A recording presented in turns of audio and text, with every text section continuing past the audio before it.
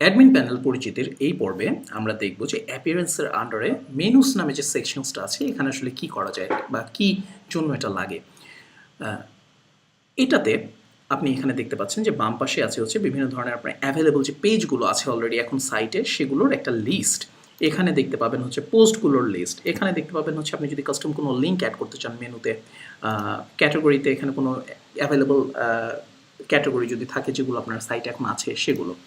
আর ওয়ার্ডপ্রেসে মজার জিনিস হচ্ছে মেনু বলতে আসলে বোঝায় হচ্ছে যে কোনো জায়গায় কোনো একটা নেভিগেশন তৈরি করা। আমরা শুধু ওয়েবসাইটে মেনু বলতে নেভিগেশনকেই বুঝি, তাই না? সো মেনু মানে নেভিগেশন, একই কথা।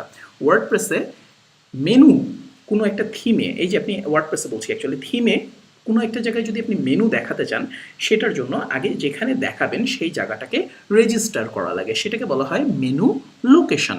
যেমন আমরা এখন যেই থিমটা ইউজ করছি এখানে ডিফল্ট যেটা আছে 2017, এখানে দেখেন দুইটা মেনু রেজিস্টার করা আছে, একটা হচ্ছে টপ মেনু, একটা হচ্ছে সোশ্যাল লিঙ্কস মেনু।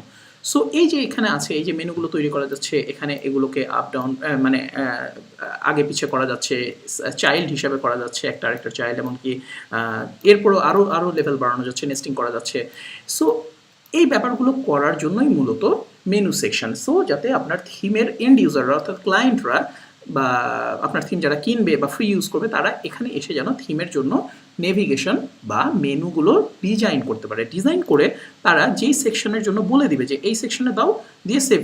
তখন অ্যাজ এ থিম ডেভেলপার আপনার কাজ হচ্ছে ক্লায়েন্ট যেভাবে মেনুটা ডিজাইন করেছে ঠিক সেইভাবে মেনুটাকে দেখানো। দুইটা ইম্পর্টেন্ট এখানে টার্ম আছে, একটা হচ্ছে মেনু লোকেশনস আর একটা হচ্ছে মেনু। মেনু লোকেশন মানে হচ্ছে যেখানে মেনুটা আপনি দেখাবেন অ্যাজ এ থিম ডেভেলপার। আপনার থিম ডেভেলপমেন্টে ধরেন ফুটারে আপনি মেনু দেখাতে পারেন, টপে মেনু দেখাতে পারেন, সাইড বারে মেনু দেখাতে পারেন, এটা টোটালি আপনার ইচ্ছা আপনি কোথায় কোথায় দেখাবেন। কিন্তু যেখানেই দেখান না কেন এই এরিয়াগুলোকে লোকেশন হিসেবে রেজিস্টার করা লাগবে থিমের মধ্যে প্রোগ্রাম কোড লিখে। হ্যাঁ, তাহলে ওয়ার্ডপ্রেস বুঝবে যে এগুলো হচ্ছে মেনু লোকেশন। তারপরে আপনার ক্লায়েন্টরা তখন এসে মেনু ডিজাইন করে তারা বলে দেবে যে হ্যাঁ এটা সাইড বারে দেখাও, অথবা এটা ফুটারে দেখাও, অথবা এটা হেডারে দেখাও। আপনি যেভাবে তাদেরকে ডিরেকশন দিয়েছেন তারা সেটা সেভাবে করবে।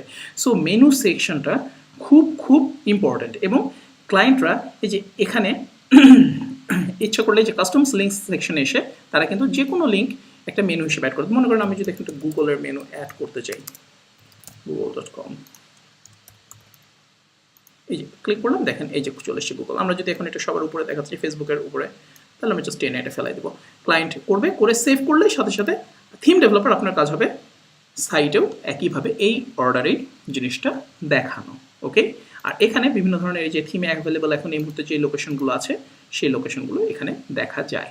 ওকে, সো আপনি ইচ্ছা করলে এটা এই যে ম্যানেজ উইথ লাইভ প্রিভিউ মানে কাস্টমাইজার দিয়েও এই মেনু লোকেশনগুলো এডিট করতে পারবেন যদি আপনি থিম ডেভেলপার হিসেবে আপনার থিমে এই সাপোর্টটা রাখেন, তাহলেই একমাত্র। সো আরেকটা ইম্পর্টেন্ট জায়গা আছে একটু বলে দেওয়া দরকার, হেডার না, হেডার এটা কাস্টমাইজারের জন্য, কাস্টম লিঙ্ক এডিটর। এখানে আসলে আসলে কি হয়, এখানে আসলে আপনার এন্ড ইউজার বা ক্লায়েন্টরা বা আপনি আপনার থিমের ফাইলগুলোকে লাইভ হোস্টিংয়ের মধ্যেই এডিট করতে পারবেন যদি এডিট পারমিশন থেকে থাকে ফাইলের। হ্যাঁ, রাইট পারমিশন থেকে থাকে তাহলে এখান থেকেই ডাইরেক্টলি এডিট করা যায়। এটা একটা বিপজ্জনক কাজ কিন্তু মাঝে মাঝে করতে হয় ঠেকায় পড়লে। হ্যাঁ, তো সেটার জন্যই আসলে এটা এই সুবিধাটা রাখা। নেক্সট পর্বে আমরা একটু আলোচনা করবো হচ্ছে প্লাগইনস নিয়ে, তারপরে একটু আলোচনা করবো ইউজার্স নিয়ে, এরপরে সেটিংসে একটু দেখবো, সেটিংসটা খুব ইম্পর্ট্যান্ট, তারপরে আমরা কোডে চলে যাব। Take care.